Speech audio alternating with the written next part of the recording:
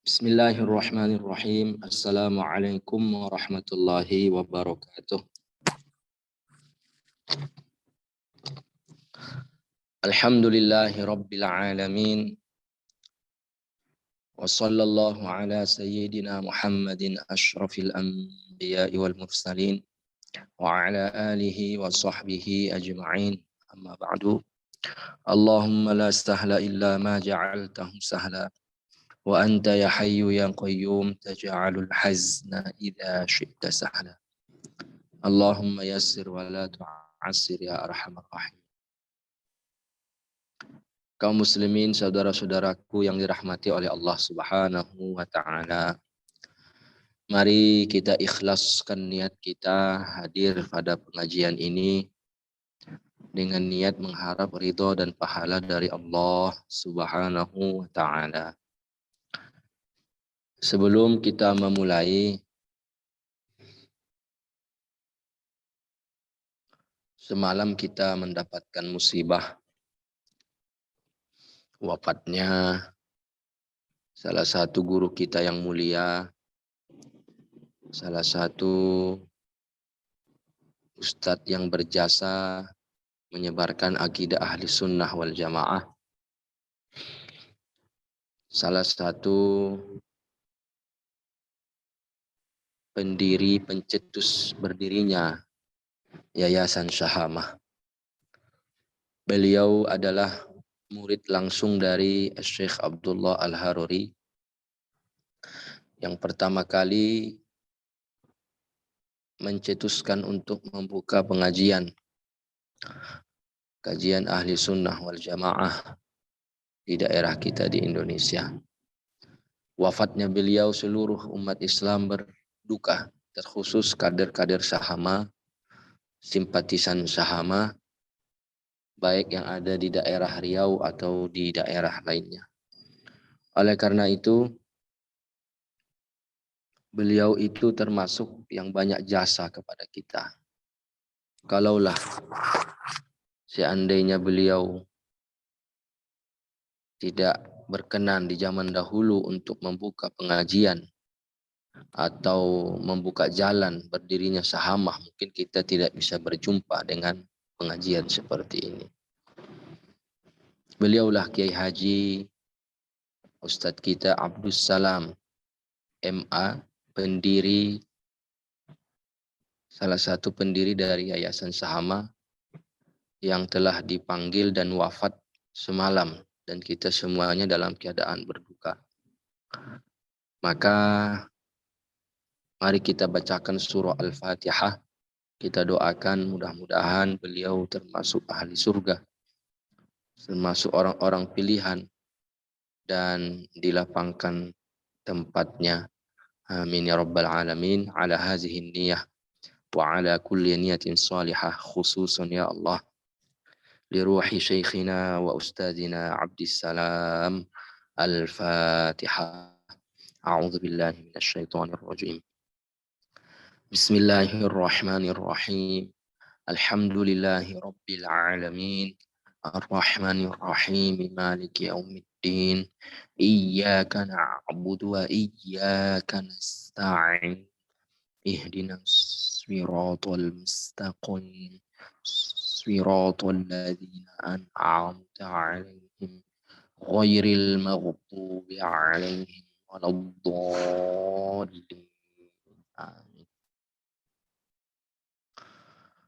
Saya pribadi termasuk murid beliau ketika mengaji di Syahamah. Di awal-awal dulu kami tidak berapa orang.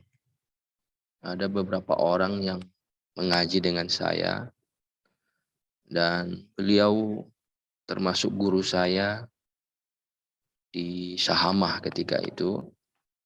Dan saya termasuk terpukul, merasa sedih ketika dapat kabar beliau telah wafat, dan serasa tidak seolah-olah tidak percaya bahwa beliau telah wafat dan diwafatkan oleh Allah Subhanahu wa taala. Allahumma ighfir lahu warhamhu wa'afihi wa'fu anhu wa akrim nuzulahu wa wassi' madkhalahu. Allahumma yassir, Allahumma jannibhu min azabil qabr. Allahumma jannibhu min azabil qabr ya arhamar rahim.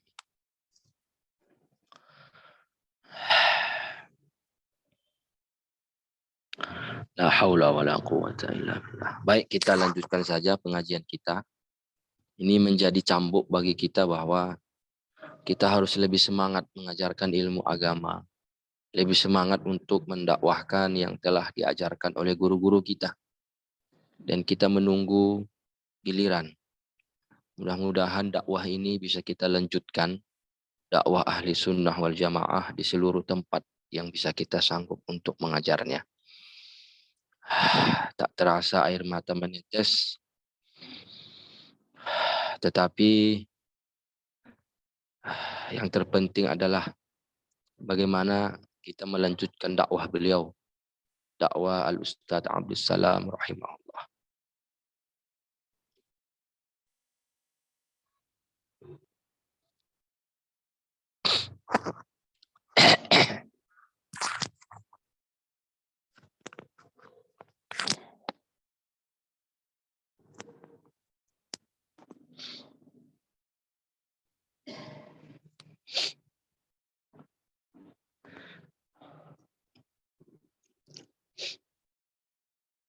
Baik.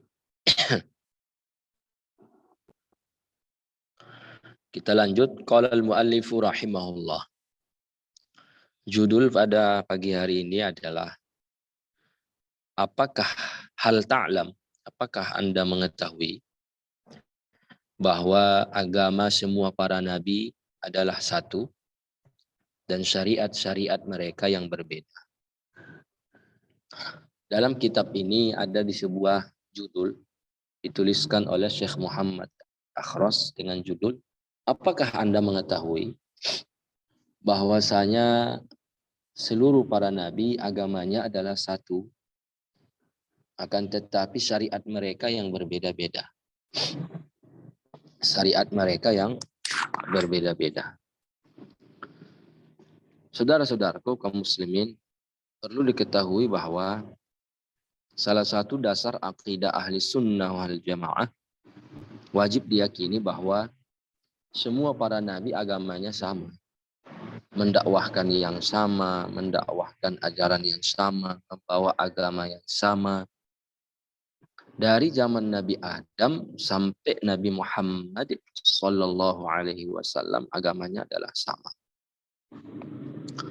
Ini sangat penting untuk dikaji, disampaikan bahwa semua para nabi agamanya adalah sama. Karena akhir zaman ini di sekolah-sekolah, terkhusus di sekolah umum, minimnya pengetahuan tauhid atau yang mengajarkan akidah seperti ini. Sehingga ada beberapa siswa atau murid meyakini bahwa agama Nabi Isa misalnya meyakini Kristen.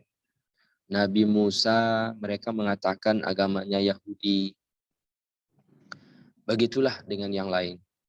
Nah, ini sesuatu yang fatal karena wajib diyakini setiap muslim bahwa agama semua para nabi adalah agama Islam. Apa perbedaannya? Perbedaannya hanya bahwa syariat-syariat mereka lah yang berbeda. Pengamalan dari agama Islam, hukum-hukum yang berbeda ketika di zaman setiap para nabi. Ini yang berbeda. Adapun agamanya adalah mendakwahkan yang sama, yaitu agama Islam. Maka judul kita hari ini adalah apakah Anda mengetahui bahwa agama semua para nabi adalah satu, yaitu agama Islam. Saudaraku, kita lanjutkan. Qala al-muallifu rahimahullah. Qala Allah Ta'ala, kana an-nasu ummatan wahidah. Faba'atha Allahu an-nabiyyina mubashshirina wa munzirin. Dasar hukum kita mengatakan bahwa agama semua para nabi adalah satu. Itu dalam Al-Quran. Yaitu dalam surah Al-Baqarah ayat 213. Di dalam ayat ini Allah menyebutkan kanan nasu ummatan wahidah. Dulu umat manusia ini adalah satu agama. Ya. Wa huwal Islam, yaitu agama Islam. Fa ba'atsallahu an-nabiyyina mubasysyirina wa munzirin. Setelah itu para umat manusia ini ada yang berbeda-beda dalam keyakinan, berbeda-beda dalam pengamalan, sehingga diutuslah para nabi. Maka arti ayat ini atau tafsirnya, annan nasa kanu kulluhum ala dinin wahid. Bahwa awal-awal di zaman dahulu, semua manusia ini agamanya satu. Yaitu agama wahuwal Islam, yaitu agama Islam. Summakhtalafu, kemudian mereka berbeda-beda. Ada yang menyembah selain Allah, ada yang menyembah tumbuhan, ada yang menyembah berhala, ada yang menyembah bebatuan, ada yang menyembah matahari, ada yang menyembah selain Allah Subhanahu wa taala. Fa ba'atsallahu nabiyyin, maka diutuslah para nabi dan para rasul untuk mendakwahkan bahwa yang berhak disembah hanya Allah Subhanahu wa taala. Saudara-saudaraku, ini harus diingat ayat surah Al-Baqarah ayat 312, dalil bukti bahwa seluruh manusia di zaman dahulu agamanya satu, yaitu agama Islam.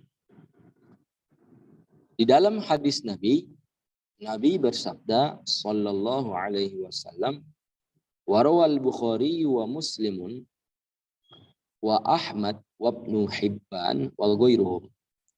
Diriwayatkan oleh Imam Bukhari, Imam Muslim, Imam Ahmad, Imam Ibnu Hibban dan selain mereka meriwayatkan sebuah hadis.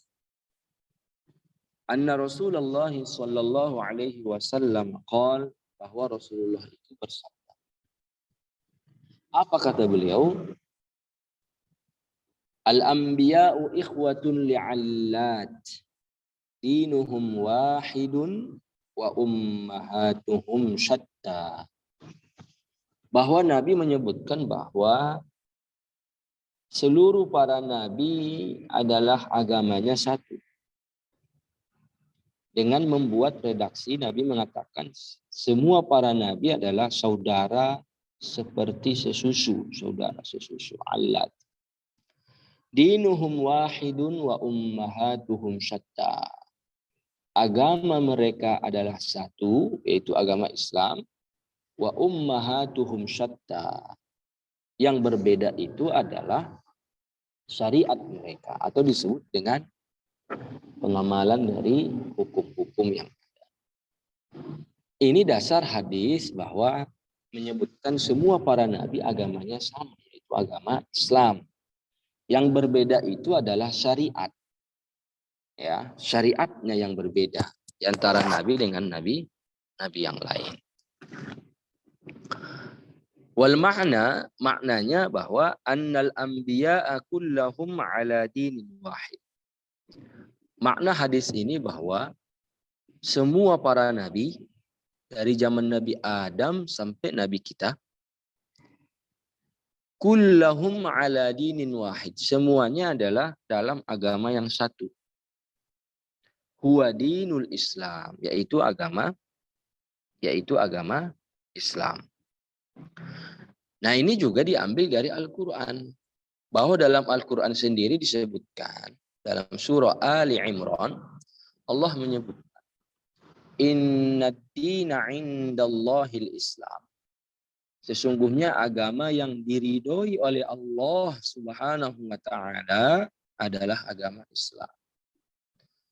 Di dalam ayat yang lain, dalam surah Ali Imran, Allah menyebutkan Wa may yabtaghi ghairal islami dina falan yuqbala minhu wa huwa fil akhirati minal khasirin.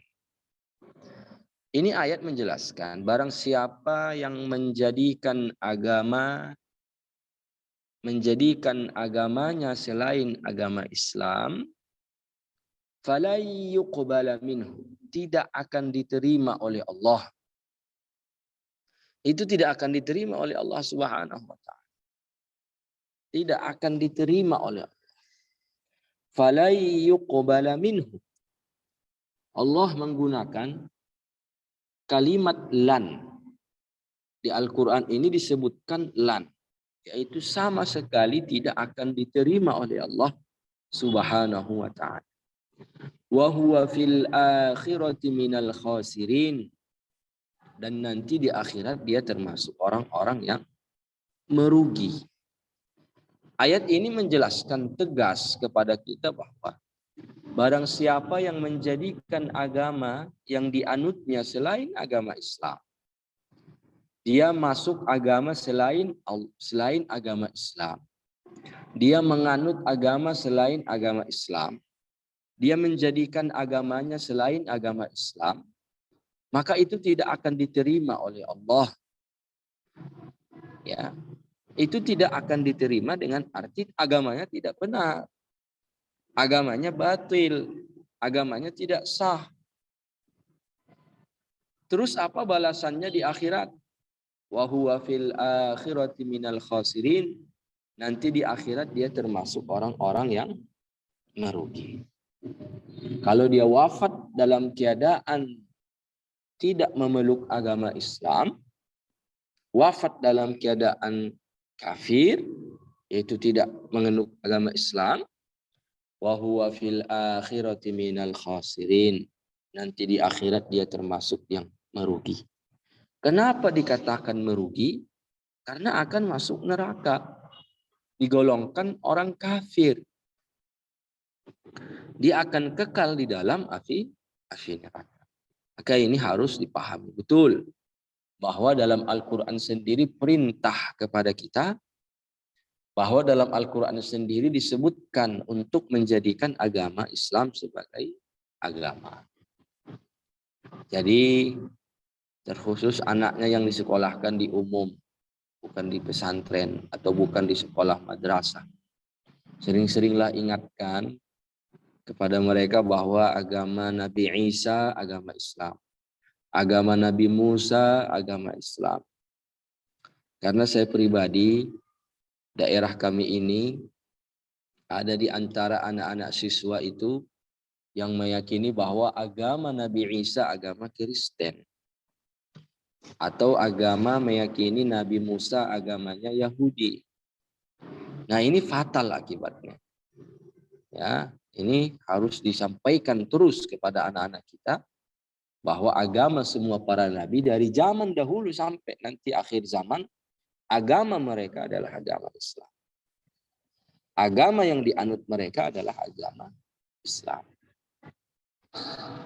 Fakulluhum da'au ila ibadatillah. Kita lanjut membaca kitabnya. Semua dari zaman Nabi Adam sampai Nabi kita, semuanya sama dakwahnya, yaitu mengajak untuk menyembah Allah. Ya. Fakulluhum da'au ila ibadatillahi wahdah. Semua berdakwah mengatakan qulu la ilaha illallah. Kalian katakanlah la ilaha illallah. Kalian sembahlah Allah. Kalian ibadahilah Allah. Hanya Allah yang berhak untuk dijadikan Tuhan. Hanya Allah yang berhak untuk diibadahi. Dan lain sebagainya. Ya. Nah ini dikuatkan oleh hadis Nabi. Bahwa Rasulullah mengatakan. Afdalu ma qultu ana wan nabiyyuna min qabli la ilaha illallah. Seafdol yang saya katakan dan nabi-nabi sebelum Nabi Muhammad, kata Nabi, adalah kalimat La ilaha illallah. Ya, yaitu tidak ada Tuhan yang berhak disembah selain Allah Subhanahu wa ta'ala. Jadi para nabi zaman dulu pun mengatakan la ilaha illallah. Para nabi di zaman Nabi Adam sampai Nabi kita Muhammad sama mengatakan la ilaha illallah. Cuma bahasa mereka berbeda. Misalnya di zaman Nabi Musa, mereka menggunakan bahasa Ibrani misalnya. Di zaman Nabi Isa, mereka menggunakan bahasa Suryaniyah. Di zaman Nabi Muhammad, mereka menggunakan bahasa Arab. Cuma konten dan isinya sama, bahwa mengajak untuk menyembah Allah Subhanahu wa ta'ala. Nabi Adam tidak pernah mengajarkan menyembah batu. Nabi Isa tidak pernah mengajarkan menyembah dirinya. Kemudian Nabi Musa tidak pernah menyembah matahari misalnya. Nabi Ibrahim tidak pernah mengajak umatnya menyembah atau mencari-cari selain Allah. Tidak pernah. Semuanya sama dakwahnya, mengajak untuk menyembah Allah Subhanahu wa ta'ala. Fakulluhum da'au ila ibadatillahi wahdahu wa adamil isyraki bihi syai'an. Semuanya mengajak kepada menyembah Allah Subhanahu wa ta'ala dan melarang umatnya untuk syirik kepada Allah. Melarang umatnya untuk melakukan kesyirikan. Apa itu kesyirikan? Yaitu menyembah Allah juga menyembah selain Allah. Itulah kesyirikan. Menyembah selain Allah Subhanahu wa ta'ala. Wat tasdiqi bi anbiya'ihi. Selain itu, semua para nabi juga mengajak untuk membenarkan, meyakini, beriman kepada para nabi-nabi di zamannya. Misalnya di zaman Nabi Musa mengajak umatnya untuk menyembah Allah. Juga mengajak umatnya untuk membenarkan bahwa Nabi Musa sebagai nabi.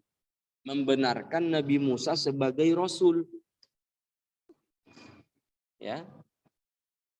Mengajak mereka menyembah Allah untuk tidak syirik. Melarang mereka melakukan kesyirikan. Dan selain itu juga mengajak para umatnya untuk membenarkan, meyakini bahwa Nabi Musa adalah utusan Allah.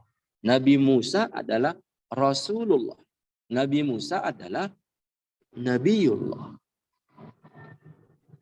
Makanya dalam kitab Siratul Mustaqim karangan Syekh Abdullah Al-Hadi, situ disebutkan. Maka di zaman Nabi Musa misalnya disebutkan Muslimun Musawi, yaitu Muslim yang nisbatnya mengikut kepada Nabi Musa alaihissalam. Ya, semuanya mengajak kepada agama Islam. Kemudian, kalau sudah dipahami ini, perbedaan Nabi dengan Nabi yang lain apa kalau begitu? Agama mereka kan satu, yaitu mengajak kepada hal yang sama, yaitu menyembah Allah Subhanahu wa ta'ala. Dasar hukumnya sudah kita jelaskan dari Al-Quran dan hadis-hadis Nabi Muhammad Sallallahu Alaihi Wasallam. Sekarang akan kita sebutkan bahwa mereka hanya berbeda dalam syariat. Walakin syara'i'uhum mukhtalifatun ayil ahkamu. Akan tetapi yang berbeda itu adalah syariat-syariat mereka atau hukum-hukum yang berlaku di zaman tersebut. Nanti akan kita jelaskan beberapa contoh beberapa perbedaan hukum atau syariat di antara nabi dengan nabi-nabi yang lain. Di antara nabi dengan nabi-nabi yang lain. Misalnya kita sebutkan misalu zalika, misal contohnya perbedaan syariat di zaman Nabi satu dengan Nabi yang lain. annahu kana mafrudan, bahwa di zaman salah satu di zaman Nabi Bani Israel, kana mafrudan fi syara'i anbiya'i Bani Israel ka Musa, bahwa di zaman Nabi Bani Israel seperti Nabi Musa alaihissalam diwajibkan sholat 2 kali sehari semalam. Sholatani fil yaumi wal lailah. Di zaman Nabi Musa misalnya, atau di zaman Nabi Bani Israel, bahwa sholat itu diwajibkan hanya 2 kali sehari semalam, yaitu pagi dan petang. Pagi dan petang. Nah, ini perbedaan kalau kita lihat perbandingannya dengan syariat Nabi Muhammad Sallallahu Alaihi Wasallam. Bahwa di syariat Nabi kita sekarang itu diwajibkan adalah 5 kali sehari semalam. 5 kali sehari semalam. Berarti perbedaan mereka ini ada di dalam sholat. Secara jumlah sudah jelas bahwa di zaman Nabi Muhammad Sallallahu Alaihi Wasallam sekarang ini kita diwajibkan untuk sholat 5 kali sehari semalam. Yaitu sholat zuhur, sholat asar, sholat maghrib, sholat isya, sholat subuh. Penamaan sholat ini yang lebih baik adalah berurutan seperti yang saya sebutkan, yaitu zuhur, asar, maghrib, isya, dan subuh. Kenapa begitu? Karena Jibril alaihissalam turun kepada Nabi Muhammad mengajarkan sholat dengan urutan seperti yang saya sebutkan. Maka hitungan sholat itu dimulai dari sholat zuhur sampai sholat subuh. Saudara-saudara, ini perbedaan syariat dalam sholat. Nah, di zaman Nabi, di antara Nabi Bani Israel, sholat itu hanya diwajibkan 2 kali sehari semalam. Adapun di syariat Nabi kita, Nabi Muhammad Sallallahu Alaihi Wasallam, diwajibkan 5 kali sehari semalam. Wa fi syar'i nabiyyina Muhammadin Sallallahu Alaihi Wasallam khamsu shalawatin, dan di zaman Nabi kita Nabi Muhammad Sallallahu Alaihi Wasallam salat itu diwajibkan adalah 5 kali sehari semalam. Namun itulah keistimewaan umat Nabi Muhammad. Mereka melaksanakan salat 5 kali sehari semalam itu sepadan dengan orang salat 50 kali sehari semalam. Karena satu sholat diberikan pahala oleh Allah seperti sholat 10 kali sehari semalam. Ya. Nah, ini harus kita pahami. Kemudian, saudara-saudara, kita lanjutkan. Di antara contoh lain adalah,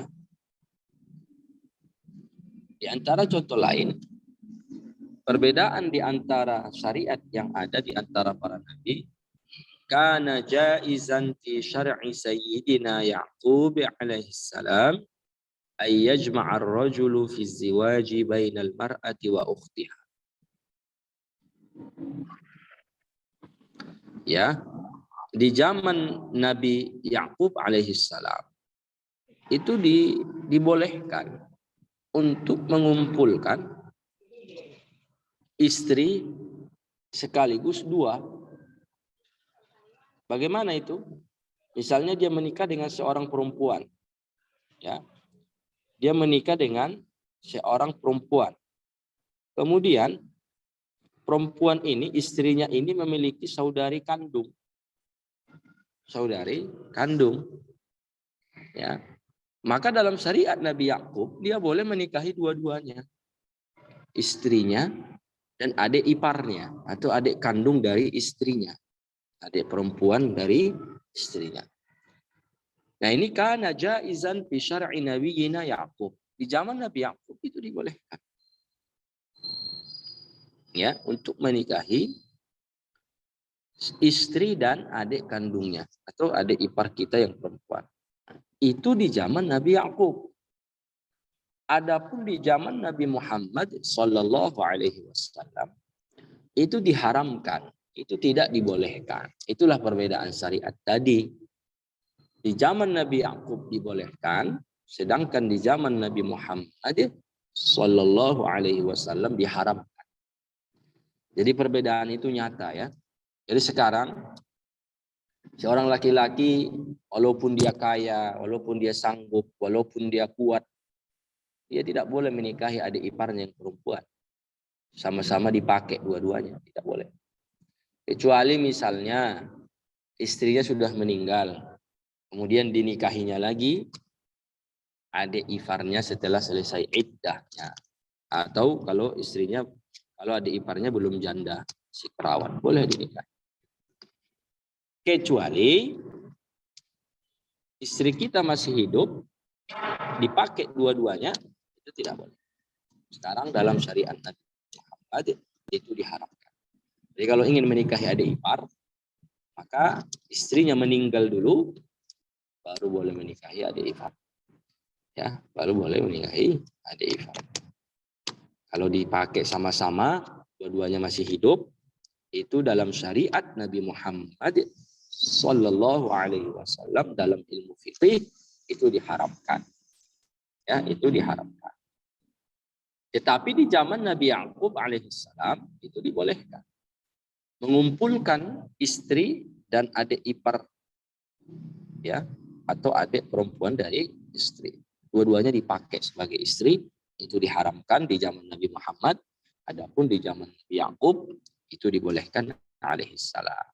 Saudara-saudara, Nabi Yakub ini termasuk disebutkan sebagai ayah daripada para nabi. Kenapa demikian? Karena banyak ya nabi-nabi yang muncul dari Nabi Yakub ini, anak-anak Nabi Yakub ini banyak yang jadi nabi. Banyak yang menjadi nabi. Termasuk dari keturunan Binyamin dan lain sebagainya.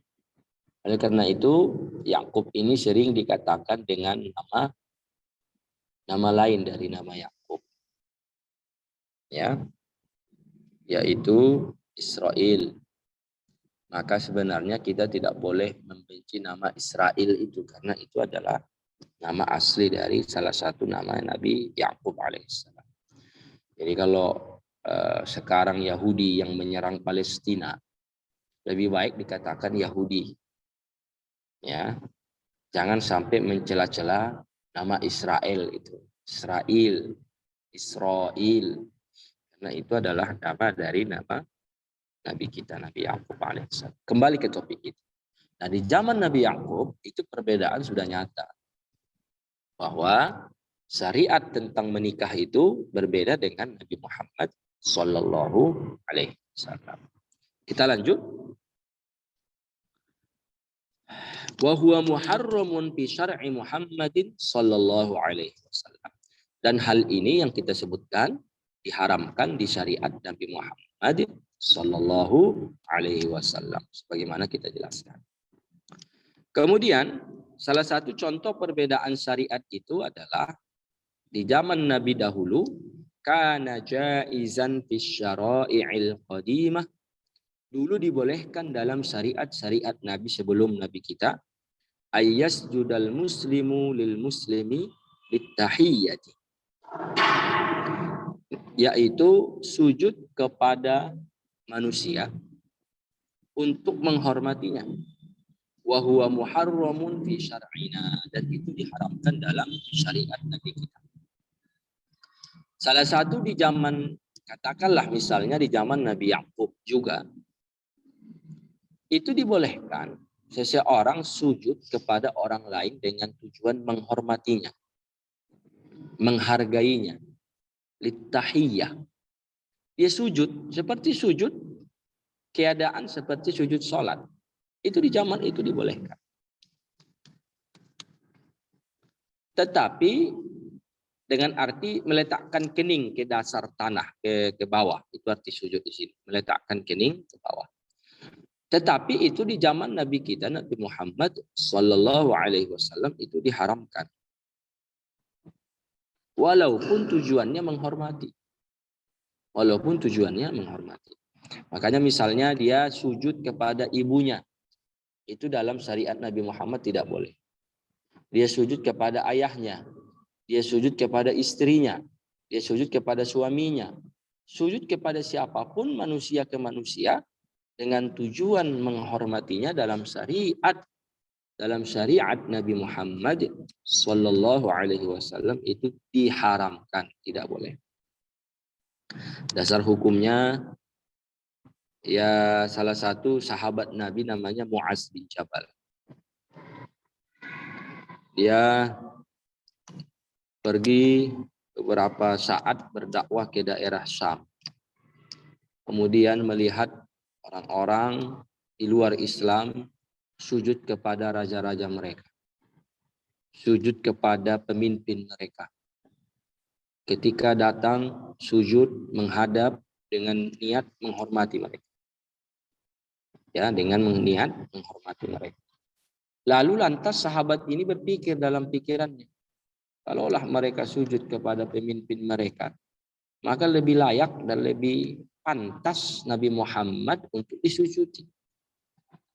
Lebih pantas dan lebih layak Nabi Muhammad untuk kita sujud kepadanya dengan menghormatinya, dengan tujuan menghormatinya. Begitulah dalam pikiran sahabat ini. Kemudian dia pulang ke Madinah. Dia pulang dan berjumpa dengan Nabi kita Nabi Muhammad Sallallahu Alaihi Wasallam. Langsung dia sujud. Sujud seperti yang dia lihat ketika dia daerah Syam. Lantas Nabi melihat itu spontan mengatakan, la taf'al, la taf'al, la taf'al. Jangan kau lakukan ini, jangan kau lakukan. Tidak boleh, gitulah bahasa kita. Ya.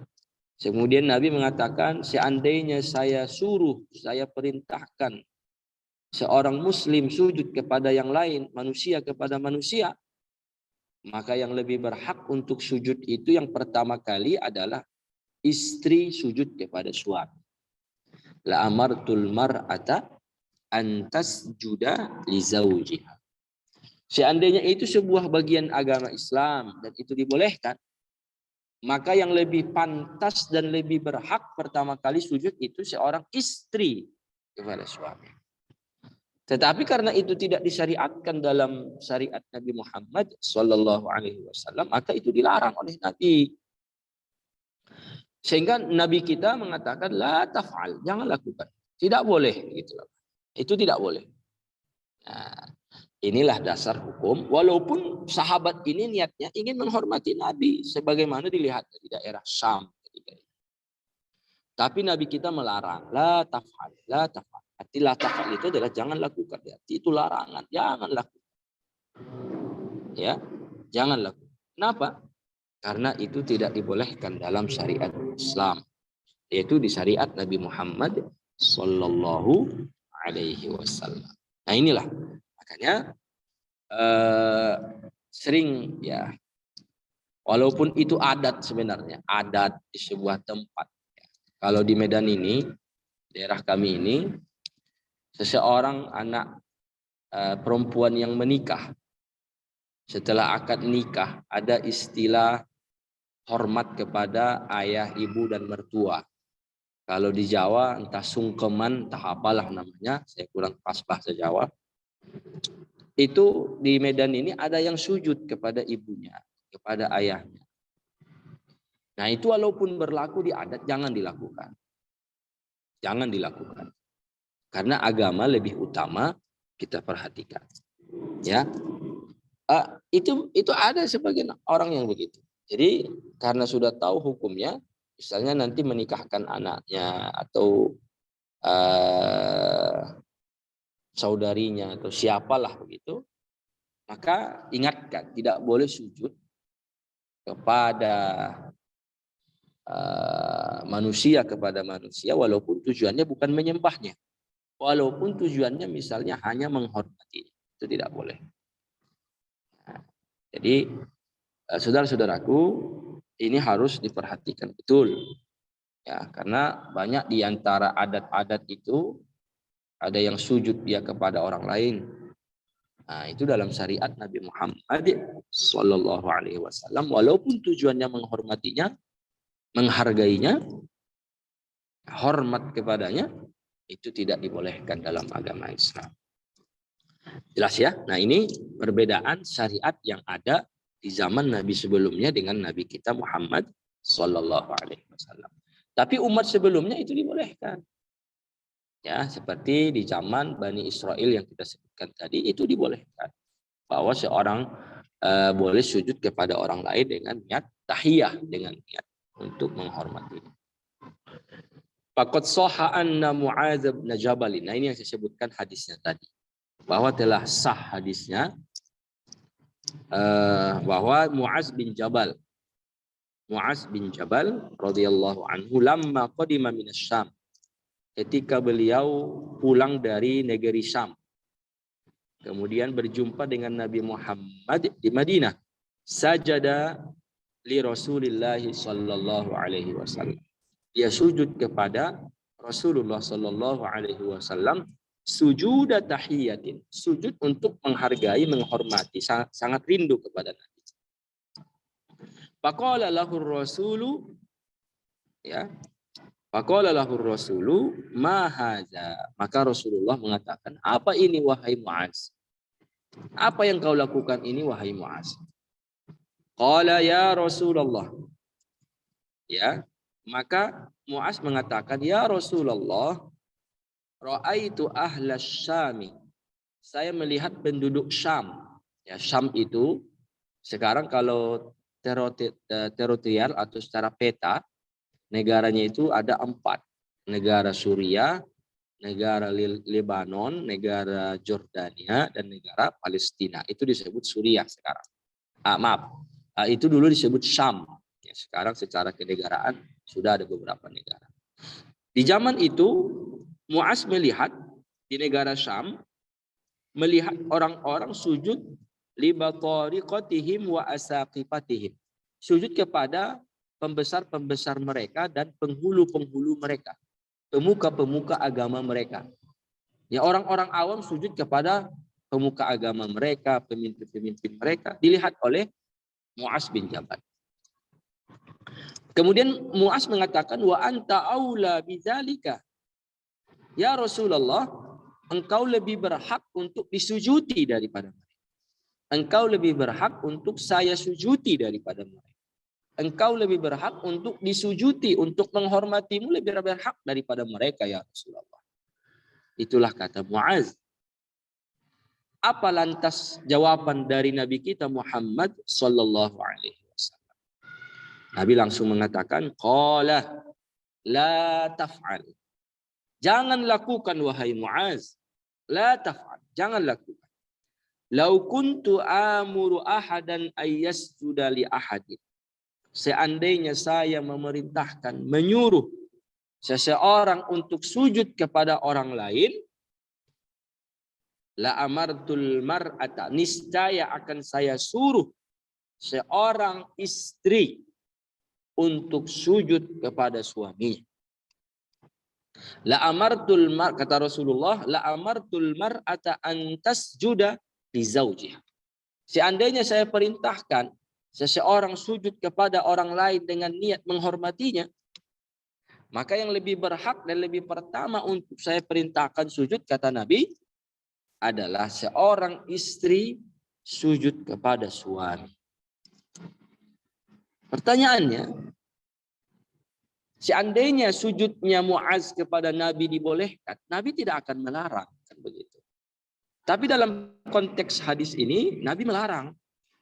Bahkan mengatakan, jangan lakukan. Bahkan dikuatkan oleh Nabi, seandainya itu dibolehkan, maka yang pertama kali saya perintahkan untuk sujud itu istri kepada suami. Karena jasa suami kepada istri yang luar biasa. Jasa suami kepada istri luar biasa. Ya, nah ini yang harus kita pahami. Ini dasar hadisnya, ya, bahwa seseorang tidak boleh sujud kepada orang lain, walaupun yang disujutinya itu ibunya, ayahnya, mertuanya, ya, pimpinannya dalam bekerja misalnya. Tidak boleh sujud, walaupun niatnya menghormati. bukan sujud untuk ibadah. Kalau sujud untuk ibadah jelas itu tidak boleh. Ini sujud menghormati, itu pun tidak boleh. Walaupun sujudnya niat tahiyah menghormati. Nah ini hadis, jangan lupa. Ya, inilah dasarnya bahwa tidak boleh sujud kepada selain Allah Subhanahu wa taala, dan sujud kepada manusia dengan niat menghormati juga tidak boleh. Rawahu Ibnu Hibban wa Ibnu Majah wa ghairuhuma. Hadis ini diriwayatkan oleh Ibnu Hibban, Ibnu Majah dan selain itu. Kesimpulannya, saudara-saudara, bahwa Nabi Muhammad, semua para nabi dan terkhusus nabi kita mendakwahkan hal yang sama, yaitu membawa agama Islam, membawa ajaran yang sama, ya, membawa ajaran yang sama yaitu agama Islam, mendakwahkan dakwah yang sama yaitu dakwah Islam, mengajak menyembah Allah Subhanahu wa taala, mengajak untuk membenarkan beriman kepada nabi di zamannya, dan mengajak kepada hal yang sama dalam berdakwah. Oleh karena itu perbedaan mereka hanya di syariatnya saja, yaitu hukum-hukum yang berlaku. Misalnya juga di zaman Nabi Adam alaihissalam itu boleh menikahi lebih dari boleh menikahi saudari kandung kita. Nah, di zaman Nabi Muhammad tidak boleh menikahi saudari kandung, adik kandung kita perempuan tidak boleh kita nikahi. Namun di zaman Nabi Adam alaihissalam bahwa diriwayatkan bahwa Sayyidatu Hawa itu melahirkan 40 kali. Setiap melahirkan kembar, satu laki, satu perempuan. Maka di zaman Nabi Adam alaihissalam itu disyariatkan, dibolehkan menikahi saudari kandungnya, tetapi tidak satu perut, tidak satu lahiran. Artinya di lahiran sebelumnya atau lahiran setelah. Bukan sama-sama lahir dari perut dari ibundanya Siti Hawa. Tidak. Kenapa begitu? Karena di zaman itu, karena manusia belum banyak. Karena manusia, itulah salah satu hikmahnya, maka dibolehkan. Tetapi di syariat Nabi Muhammad Sallallahu Alaihi Wasallam itu tidak dibolehkan. Itu diharamkan untuk menikahi saudari kandung. Nah, kemudian di antara syariat nabi-nabi sebelumnya juga, seseorang kalau ingin sholat tidak ada air, mereka menunggu sampai ada air. Jadi di syariat Nabi Muhammad Sallallahu Alaihi Wasallam kalau tidak ada air atau tidak bisa menggunakan air, maka ada namanya tayammum. Maka tayammum ini adalah khosaisu ummati Nabi Muhammadin Sallallahu Alaihi Wasallam. Maka tayammum ini adalah termasuk ya kekhususan yang ada di umat Nabi Muhammad Sallallahu Alaihi Wasallam. Jadi seseorang misalnya kalau dia tidak bisa menggunakan air atau tidak ada air di zaman Nabi kita sekarang, dia boleh tayammum untuk sholat.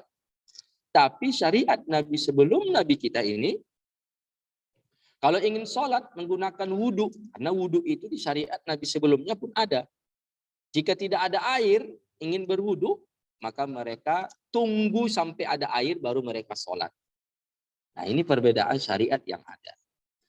Kemudian di antara syariat yang berbeda itu bahwa di zaman dahulu, di zaman Bani Israel, kalau seseorang pakaiannya kena najis, itu digunting tempat yang kena najis dari pakaian atau dari bajunya. Kalau di umat Nabi Muhammad itu cukup dicuci, tak perlu digunting. Bayangkan kalau setiap kena najis digunting pakaiannya, berapa pakaian yang sudah digunting? Nah, di umat Nabi Muhammad itu cukup dibasuh, dicuci dengan air yang suci lagi disucikan. Termasuk juga perbedaan syariat di zaman Nabi kita Nabi Muhammad dengan Nabi sebelumnya. Bahwa di zaman Nabi sebelumnya, kalau ingin sholat itu hanya di tempat tertentu. Tidak boleh sholat ke tempat lain. Maka di zaman dulu ada namanya sauma'ah. Ya, di tempat inilah yang mereka boleh sholat, di sauma'ah. Ya kalau sekarang ibaratnya kayak masjid lah. Mereka nggak boleh sholat kecuali di sauma'ah. Misalnya. Kalau kita di umat Nabi Muhammad itu boleh sholat. Selain di masjid boleh sholat. Misalnya di rumah, di tempat kerja, di tanah lapang, di sawah, di ladang, ya, di mall, di gedung, di tanah terbuka, asalkan tempat yang kita gunakan suci, tidak bernajis, atau tidak digosok tanahnya, ya, agar sah sholat kita.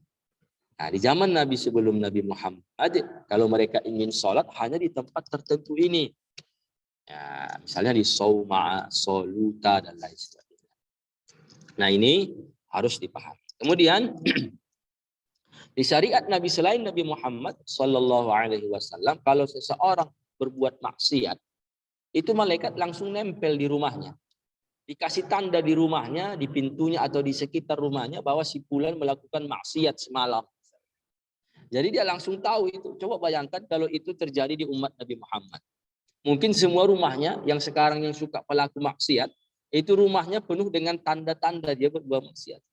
Nah, itu sebuah, ya, nikmat yang Allah berikan kepada Nabi Muhammad dan umatnya. Inilah yang harus kita paham. Jadi banyak beberapa perbedaan syariat, ya, di antara Nabi dengan Nabi kita Nabi Muhammad Sallallahu Alaihi Wasallam.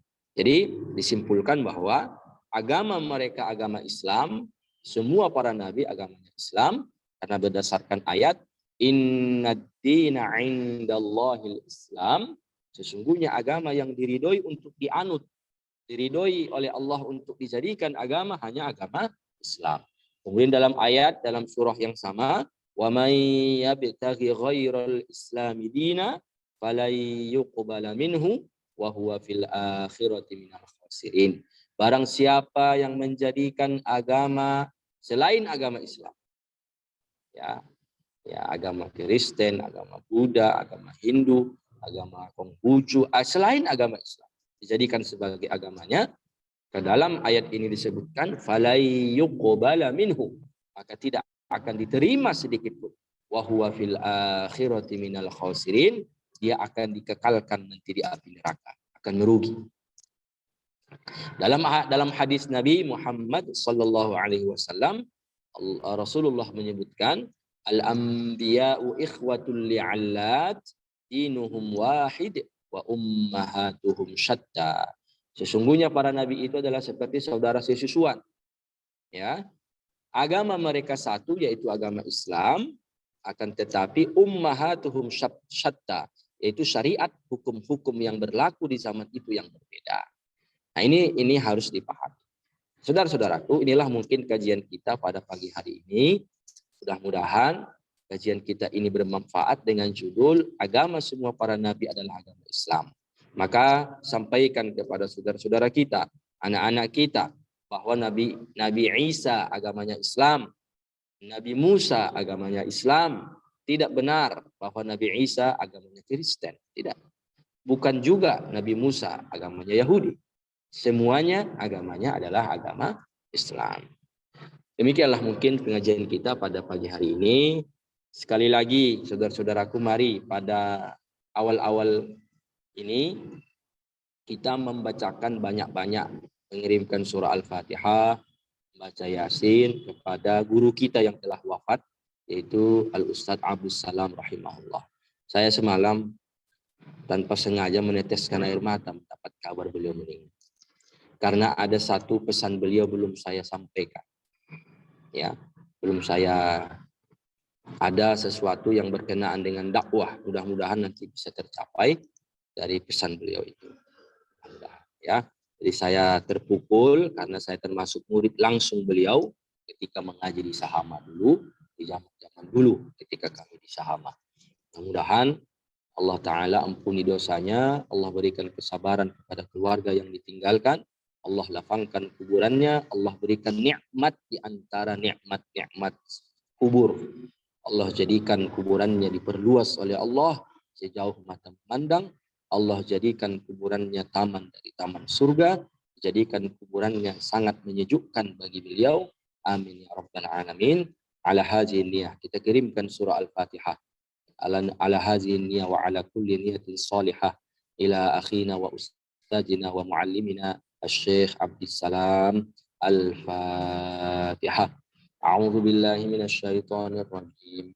Bismillahirrahmanirrahim. Alhamdulillahi rabbil alamin. الرحمن الرحيم مالك يوم الدين إياك نعبد وإياك نستعين اهدنا الصراط المستقيم صراط الذين أنعمت عليهم غير المغضوب عليهم ولا الضالين. Mari mengangkat tangan kita berdoa. Alhamdulillahirabbil alamin. Wassalatu wassalamu ala sayyidina Muhammadin.